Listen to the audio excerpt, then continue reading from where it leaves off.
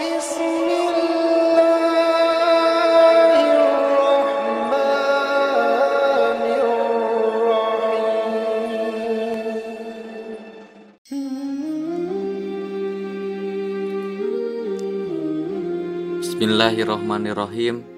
Assalamualaikum warahmatullahi wabarakatuh. Neraka merupakan seburuk-buruk tempat kembali. Dalam banyak ayat, neraka disinggung sebagai tempat kembali orang-orang yang mengingkari ayat-ayat Allah dan mengingkari para nabi dan utusannya. Selain ingkar, mereka juga mengufuri ajaran Allah yang disampaikan lewat lisan para utusan.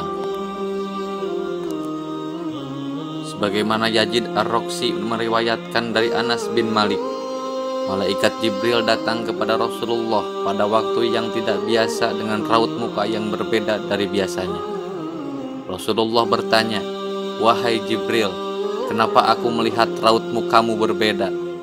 Jibril menjawab, "Wahai Muhammad, aku datang kepadamu pada saat Allah memerintahkan supaya api neraka dinyalakan. Tidak pantas jika orang yang mengetahui bahwa neraka, siksa kubur, dan siksa Allah itu sangat dahsyat untuk bersenang sebelum dirinya merasa aman dari ancaman itu." Rasulullah SAW menjawab, "Wahai Jibril, lukiskanlah keadaan neraka itu kepadaku." Jibril berkata, "Baik." Ketika Allah Subhanahu wa Ta'ala menciptakan neraka, apinya dinyalakan 1000 tahun hingga berwarna hitam pekat, nyala dan baranya tidak pernah padam. Demi Dat yang mengutus engkau kebenaran sebagai nabi, seandainya neraka itu berlubang sebesar lubang jarum, niscaya segenap penghuni dunia akan terbakar karena panasnya. Demi Dat yang mengutus engkau dengan kebenaran sebagai nabi, seandainya ada baju penghuni neraka itu digantung di antara langit dan bumi, niscaya semua penghuni dunia akan mati karena bau busuk dan panasnya. Demi Dat yang mengutus engkau kebenaran sebagai nabi, seandainya sehasta dari mata rantai sebagaimana yang disebutkan dalam Al-Quran diletakkan di puncak gunung, niscaya bumi sampai kedalamannya akan meleleh. Demi Dat yang mengutus engkau kebenaran sebagai nabi, seandainya ada seorang berada di ujung barat dunia ini disiksa, niscaya orang yang berada di ujung timur akan terbakar karena panasnya. Neraka itu mempunyai 7 pintu dan masing-masing pintu dibagi-bagi untuk laki-laki dan perempuan. Rasulullah SAW bertanya, "Apakah pintu-pintu itu seperti pintu kami?" Jibril menjawab, "Tidak, pintu itu selalu terbuka dan pintu yang satu berada di bawah pintu yang lain. Jarak pintu yang satu dengan pintu yang lain sejauh perjalanan 70 tahun. Pintu yang di bawahnya lebih panas 70 kali lipat dari pintu yang di atasnya." Musuh-musuh Allah diseret ke sana, dan jika mereka sampai di pintu itu, malaikat Jabaniyah menyambut mereka dengan membawa rantai dan belenggu. Rantai itu dimasukkan ke dalam mulutnya dan keluar dari duburnya, sedangkan tangan kirinya dibelenggu dengan lehernya, dan tangan kanan dimasukkan ke dalam dada hingga tembus ke bahu. Setiap orang yang durhaka itu dirantai bersama setan dalam belenggu yang sama. Lantas diseret wajahnya tersungkur dan dipukul oleh malaikat dengan palu. Setiap kali mereka hendak keluar dari neraka lantaran kesengsaraan mereka, niscaya mereka dikembalikan ke dalam neraka. Rasulullah bertanya, "Siapakah penghuni masing-masing pintu itu?" Jibril menjawab, "Pintu yang paling bawah namanya Hawiyah. Pintu neraka Hawiyah ini adalah pintu neraka yang paling bawah atau dasar, yang merupakan neraka yang paling mengerikan. Pintu neraka ini ditempati oleh orang-orang munafik, orang kafir, termasuk juga keluarga Fir'aun dalam neraka Hawiyah." Hal ini sebagaimana arti dari firman Allah, "Maka tempat kembalinya adalah neraka Hawiyah." Quran Surat Al-Qari'ah ayat 9. Pintu yang kedua namanya Jahim, yakni pintu neraka tingkat ke-6. Tingkatan neraka ini di atasnya neraka Hawiyah. Di dalamnya ditempati oleh orang-orang musyrik yang menyekutukan Allah. Hal ini sebagaimana arti firman Allah Subhanahu wa Ta'ala, dan diperlihatkan dengan jelas neraka jahim kepada orang-orang yang sesat. Quran Asy-Syu'ara ayat 91. Pintu yang ketiga namanya Sakor, tempat orang-orang Sabi'in, merupakan pintu neraka pada tingkat kelima. Di dalam pintu ini ditempati oleh orang-orang yang menyembah berhala atau menyembah patung-patung yang dibuat bangsanya sendiri. Tingkatan pintu neraka ini terletak di atas pintu neraka jahim. Tentang neraka ini Allah telah berfirman yang artinya, apakah yang memasukkan kamu ke dalam Sakor? Al-Mudaththir ayat 42. Pintu keempat namanya Lado, berisi iblis dan orang-orang yang mengikutinya serta orang Majusi. Lado merupakan pintu neraka pada tingkat nomor 4. Di dalamnya ditempati iblis laknatullah beserta orang-orang yang mengikutinya dan orang-orang yang terbujuk rayuannya. Kemudian orang-orang Majusi pun ikut serta menempati neraka Lado ini. Mereka kekal bersama iblis di dalamnya.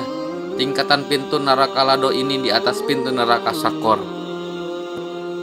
Dalam hal ini Allah Subhanahu wa taala berfirman yang artinya, sekali-kali tidak dapat, sesungguhnya neraka itu adalah api yang bergejolak.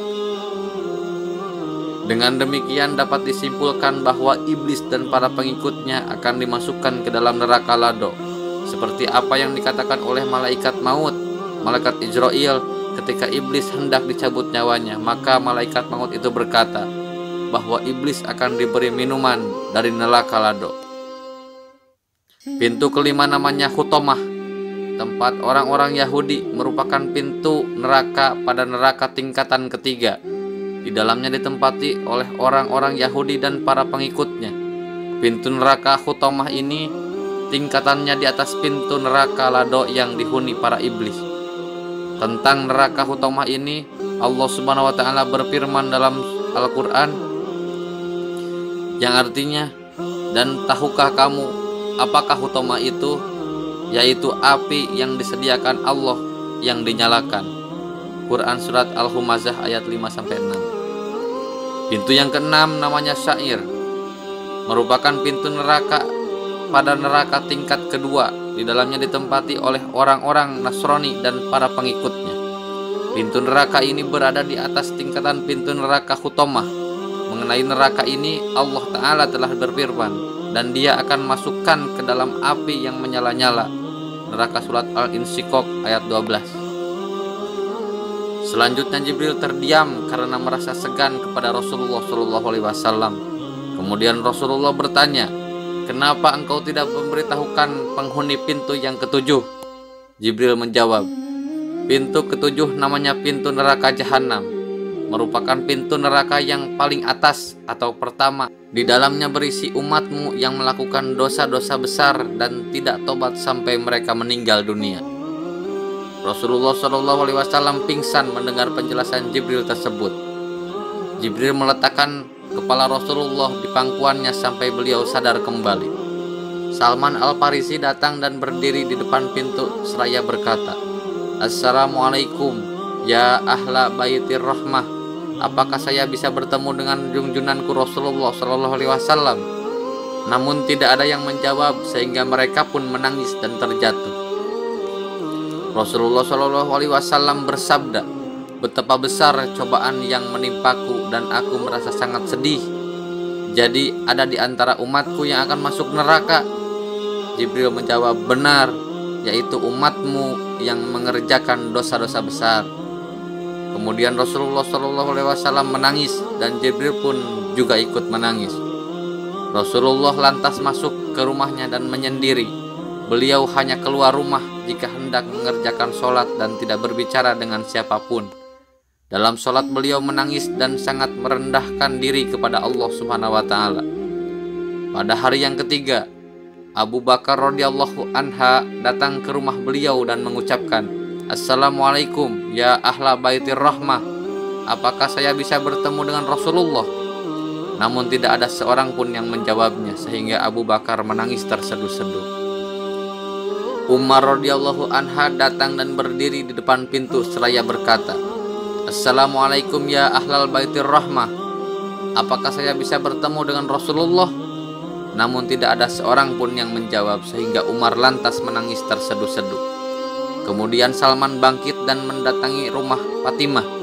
Sambil berdiri di depan pintu ia berkata, "Assalamualaikum wahai putri Rasulullah." Sementara Ali radhiyallahu anha sedang tidak ada di rumah. Salman lantas berkata, "Wahai putri Rasulullah sallallahu alaihi wasallam, dalam beberapa hari ini Rasulullah sallallahu alaihi wasallam suka menyendiri. Beliau tidak keluar rumah kecuali untuk sholat dan tidak pernah berkata-kata serta tidak mengizinkan seorang pun untuk masuk ke rumahnya beliau." Fatimah lantas pergi ke rumah beliau.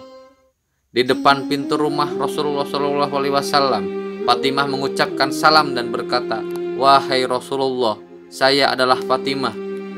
Waktu itu Rasulullah sallallahu alaihi wasallam sedang sujud sambil menangis. Lantas mengangkat kepala dan bertanya, "Ada apa wahai Fatimah?" "Aku sedang menyendiri, bukakan pintu untuknya." Maka dibukakanlah pintu untuk Fatimah. Fatimah menangis sejadi-jadinya karena melihat keadaan Rasulullah yang pucat pasi. Tubuhnya tampak sangat lemah, mukanya sembab karena banyak menangis. Fatimah bertanya, "Wahai Rasulullah, apakah yang sedang menimpa dirimu wahai ayahku?" "Wahai Fatimah, Jibril datang kepadaku dan melukiskan keadaan neraka. Dia memberitahu kepadaku bahwa pada pintu yang teratas diperuntukkan bagi umatku yang mengerjakan dosa besar.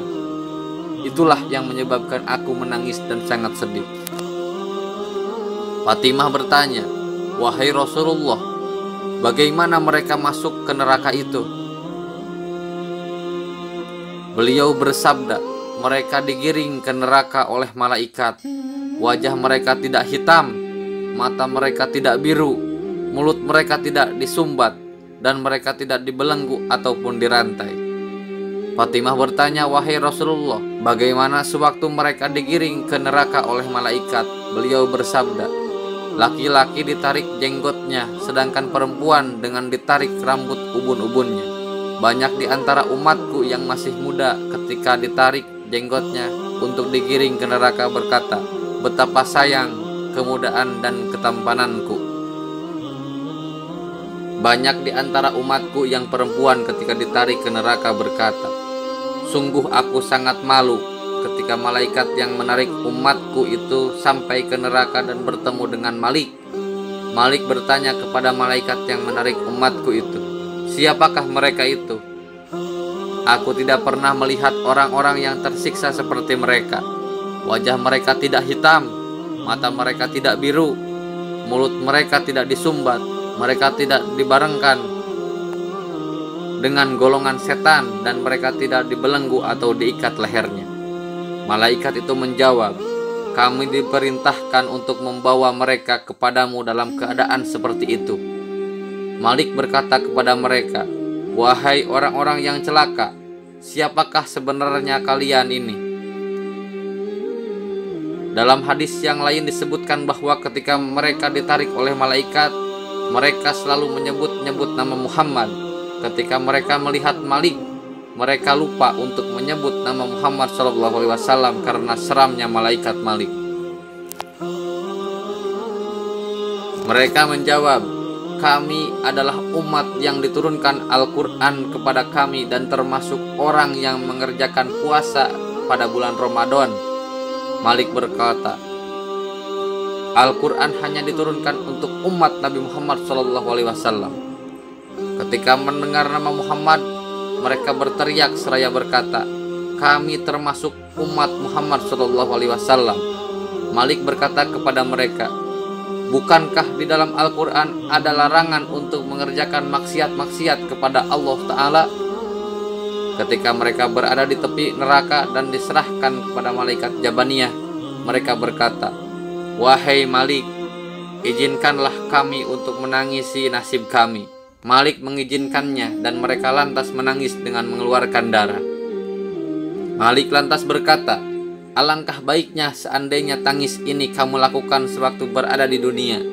Seandainya sewaktu di dunia kamu menangis seperti ini karena takut kepada siksaan Allah, niscaya sekarang ini kamu tidak akan masuk neraka.' Malik lalu berkata kepada Zabaniyah, lemparkan mereka ke dalam neraka. Ketika mereka dilempar ke dalam neraka, mereka berseru secara serampak mengucapkan kalimat La ilaha illallah, sehingga api neraka langsung menjadi padam. Kemudian Malik berkata, wahai api, sambarlah mereka. Api itu menjawab, bagaimana aku menyambar mereka sementara mereka mengucapkan kalimat La ilaha illallah.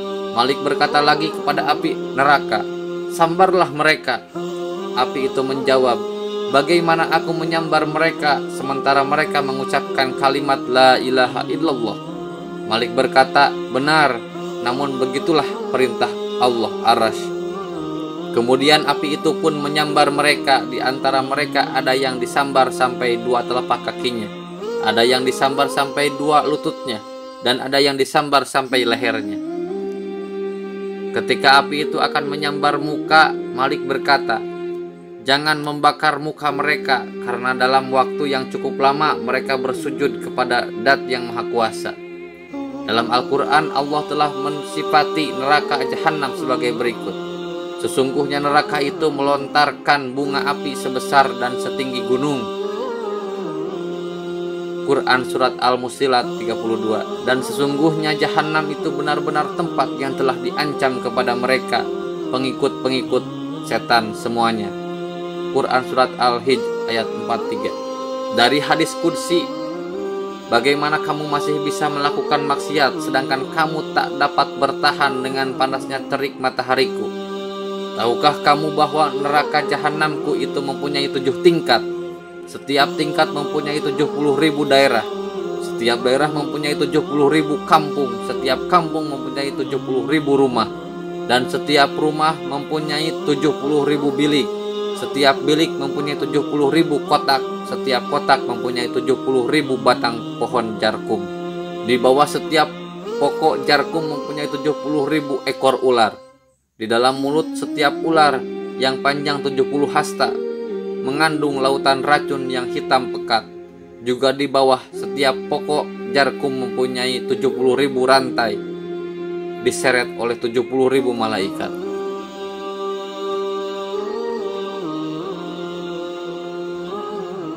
Sahabat beriman, itulah gambaran neraka menurut Al-Quran dan hadis.